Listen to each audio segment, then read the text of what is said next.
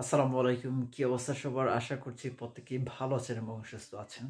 So আজকের ভিডিওর টপিকটা একটু অন্যরকম। পড়াশোনার বাহিরেও আমি একটু কথা বলতে চাচ্ছিলাম যে আপনাদের তো সবসময় আমি মোটিভেশন প্লাস রিয়াল যে বিষয়গুলো সেগুলো নিয়েই কিন্তু সবসময় ভিডিওতে বলি এবং আপনাদেরকে সহায়তা করি। তবে কিছু জিনিস আপনাদের সাথে শেয়ার করা উচিত। তার মধ্যে আমি আজকের ভিডিওটা করছি যাদের যে প্রতিভা আছে সেই প্রতিভা দিয়েই কিন্তু আপনি অনেক দূর এগিয়ে যেতে পারেন। আচ্ছা ধরেন আমি একটা এক্সাম্পল দেখাই। অনেকেই কিন্তু আপনারা ইউটিউবে ভিডিও করেন টাকা ইনকামের নেশায়, ইউটিউবে বা ফেসবুকে ভিডিও করেন টাকা ইনকাম করার জন্য। এটা কিন্তু কোনো ধরনের প্রতিভা না। সো প্রতিভাটা কি? কোনো ধরেন আপনি গান গেতে পারেন, এটা একটা প্রতিভা।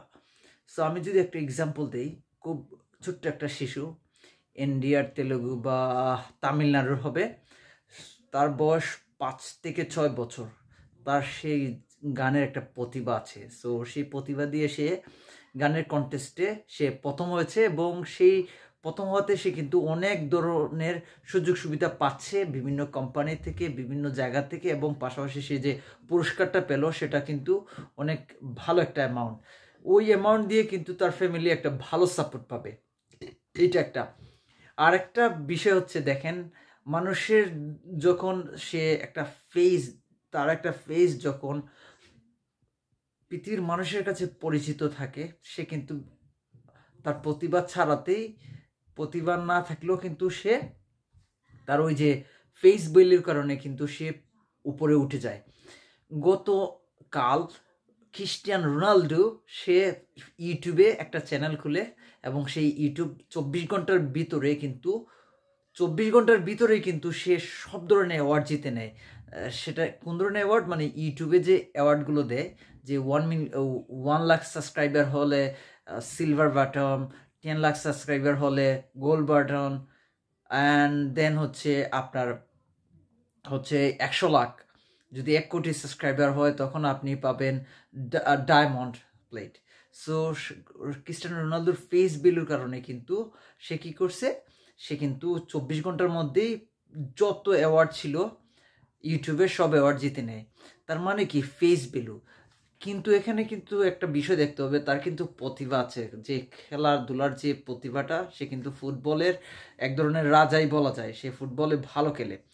এখন ধরেন আপনার প্রতিভা কিসে আছে? আপনি ধরেন কবিতা লিখতে পারেন, এটা একটা প্রতিভা। আপনি যদি রাইটিং করতে পারেন, এটা একটা প্রতিভা। লেখালেখি করতে পারেন, এই লেখালেখি দিয়ে কিন্তু আপনি কোনো এক সময় আপনার আপনার যে গন্তব্য, আপনার যে টার্গেট, সেটা কিন্তু অ্যাচিভ করে ফেলতে পারেন। সেইটা দিয়ে কিন্তু আপনার ভবিষ্যৎ গড়ে ফেলতে পারেন।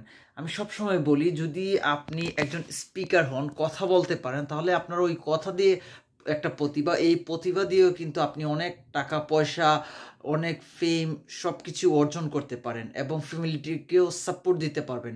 সব কিছুর মূলে হচ্ছে প্রতিভা।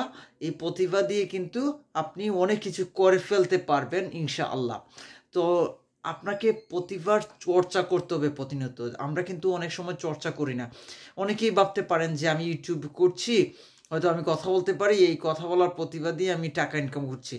হ্যাঁ, টাকা ইনকাম করার চিন্তা যদি থাকে তাহলে টাকা ইনকাম করা যেতে পারে, বাট আমি ইউটিউবে যে ভিডিও যেগুলো করছি সেগুলো আসলে টাকা ইনকাম করার জন্য নয়, টু বি অনেস্ট। কারণ হচ্ছে আমি ভিডিওগুলো করি কাদের জন্য? আমাদের দেশে যে ভাই বোন আছেন, আপনারা যারা ইউকেতে পড়াশোনা করতে আসবেন বা চিন্তা করছেন ওয়ার্ক পারমিট নিয়ে আসবেন, কিন্তু এখানের পরিস্থিতি কি, এখানের অবস্থাটা কি, সেই বিষয়গুলো নিয়ে কিন্তু আমি সবসময় ভিডিও করি, অথেন্টিক ভিডিওগুলো দেই।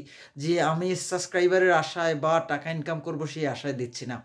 আমার একটা গোল হচ্ছে, এইম হচ্ছে, আমি সঠিক ইনফরমেশন দিয়ে আপনাদেরকে সাহায্য করব যেন এই দেশেতে এসে আপনি কখনোই বিপদে না পড়েন।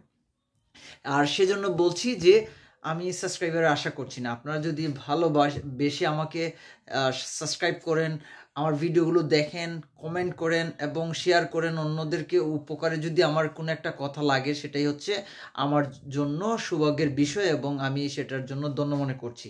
আর দ্বিতীয়ত হচ্ছে যে প্রতিভা নিয়ে কথা বলছিলাম, প্রতিভা দিয়ে আপনি কেরিয়ার করতে পারবেন, প্রতিভা দিয়ে আপনি টাকা পয়সা ইনকাম করতে পারবেন, প্রতিভা দিয়ে সমাজে প্রতিষ্ঠিত হতে পারবেন। সো কেউ যদি গানে, কেউ যদি নাচে, কেউ যদি অভিনয়ে, কেউ যদি কথা বলায়, কেউ যদি লিখায়, আপনারা প্রতিভা প্রতিফলন ঘটাতে পারেন, তাহলে আপনি কিন্তু ভালো কিছু করতে পারবেন ইনশাআল্লাহ। এবং সেই প্রতিভাটাকে স্কিলে রূপান্তর করেন, দক্ষতায় রূপান্তর করেন। দক্ষতা এমন একটা জিনিস মানুষকে সামনের দিকে এগিয়ে নিতে খুব সহায়তা করে। বর্তমান পরিস্থিতিতে বাংলাদেশের অবস্থা খুবই খারাপ। আমি সবার কাছে অনুরোধ করব, যারা যে যত পারেন ডোনেশন করেন। আমরা বিদেশ থেকে চেষ্টা করছি বিভিন্ন মাধ্যমে আপনাদের দেশে টাকা পাঠানোর জন্য। যে এই ভিডিওটা যারা দেখছেন সবার কাছে রিকোয়েস্ট থাকবে এই বন্যার কবলিত মানুষদের জন্য পাশে থাকেন। কারণ দেখেন, আপনার 1 টাকার যে দান সদকা, সেটা আখিরাতে কিন্তু আপনার জন্য, আপনার ফ্যামিলির জন্য, আপনার বাবা মার জন্য কিন্তু অনেক অনেক ফায়দা হবে। সেজন্য আমি বলছি, সবসময় বলি যে সৎ পথে থাকেন এবং সৎ পথে থেকে সেটার প্রতিফলন ঘটান এবং আল্লাহ রাস্তায় আপনি খরচ করেন। আল্লাহ আমাদের দিছে, সেজন্য আমরা খুবই খুবই ধন্য এবং মোহাম্মদ সাল্লাল্লাহু আলাইহি সাল্লামের উম্মত হয়ে আমরা খুবই ধন্য মনে করছি। সো সেক্ষেত্রে আমরা অবশ্যই নবী রাসূল এবং আল্লাহ তাআলার যে বিষয়বস্তুগুলো আমাদেরকে দিয়েছেন সেইগুলোর জন্য আমরা শুকরিয়া আদায় করি এবং সেইগুলোর জন্য আমরা যেটা করব, আমরা মানুষের জন্য পাশে থাকবো এবং পাশে থাকার জন্য সবাইকে অনুরোধ করব। অবশ্যই নামাজ কালাম পড়ব, সবাই সবার জন্য দোয়া করবো, আমাদের জন্য দোয়া করবেন। আসসালামু আলাইকুম।